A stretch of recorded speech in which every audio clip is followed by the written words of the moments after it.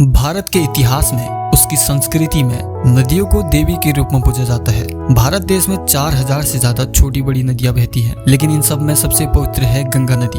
गंगा नदी जहां पूरे भारत में 2525 किलोमीटर बहती है और भारत की सबसे लंबी नदी है। गंगा नदी जितने हमारे शास्त्रों में महत्वपूर्ण है, उतना ही हमारे एग्जाम के पॉइंट ऑफ व्यू से महत्वपूर्ण है। तो चलिए समझते हैं गंगा नदी के रिवर सिस्टम को। यदि मैदानों को छोड़कर हम पहाड़ों की तरफ चले उत्तराखंड में, तो बद्रीनाथ से कुछ किलोमीटर ऊपर 2 ग्लेशियर हैं, भागीरथ खड़क और सतोपंथ। ये 2 ग्लेशियर निर्माण करती है विष्णु गंगा की। यहाँ से विष्णु गंगा आगे बढ़ती है और पहुंचती है विष्णुप्रयाग में। विष्णुप्रयाग में ही नीतिपास से धौली गंगा मिलती है और निर्माण करती है अलकनंदा नदी का।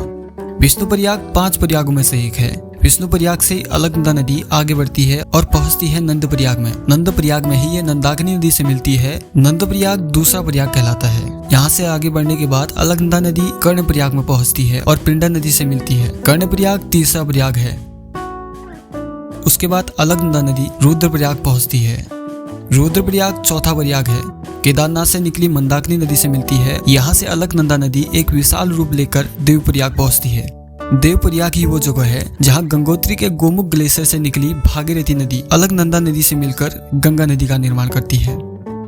वास्तव में गोमुख ही गंगा नदी का उद्गम स्थल माना जाता है। यहाँ से गंगा नदी अपने मूल नाम से जानी जाती है और आगे की तरफ बढ़ती है और पहुंचती है ऋषिकेश में। ऋषिकेश तक गंगा नदी पहाड़ों में बहती है। उसके बाद पहाड़ों को अलविदा करती है और एंटर करती है मैदानी क्षेत्रों में। मैदानी क्षेत्रों में सबसे पहले पहुंचती है हर की पौड़ी हरिद्वार में। हरिद्वार से एंटर करती है यूपी में। यूपी में एक लंबा सफर तय करने के बाद ये मिलती है रामगंगा से। फिर थोड़ा ही आगे बढ़ने पे ये मिलती है काली गंगा से और उसके बाद कानपुर को क्रॉस करते हुए इलाहाबाद या प्रयागराज में पहुंचती है। प्रयागराज में ये यमुना नदी से मिलती है।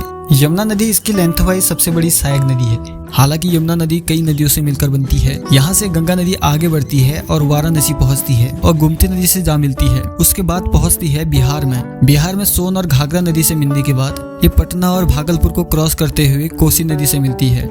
फिर कुछ ही किलोमीटर आगे बढ़ने के बाद ये पड़ोसी राज्य झारखंड से क्रॉस होते हुए पश्चिम बंगाल में एंटर करती है। पश्चिम बंगाल के मुर्शिदाबाद डिस्ट्रिक्ट के दुलियान नामक जगह से ये 2 शाखाओं में बढ़ जाती है, जहाँ एक शाखा बांग्लादेश में एंटर करती है और पद्मा नाम से जानी जाती है और दूसरी शाखा हुगली नाम से जानी जाती है और ये पश्चिम बंगाल से होते हुए बंगाल की खाड़ी में गिरती है। बांग्लादेश में पद्मा नाम से प्रचलित गंगा नदी कई किलोमीटर आगे बढ़ने के बाद ब्रह्मपुत्र नदी से जा मिलती है। इन दोनों के संगम से बनती है मेघना नदी। गंगा नदी बंगाल की खाड़ी में सुंदरबन डेल्टा का निर्माण करती है, जो पूरी दुनिया में सबसे बड़ी डेल्टा कहलाती है।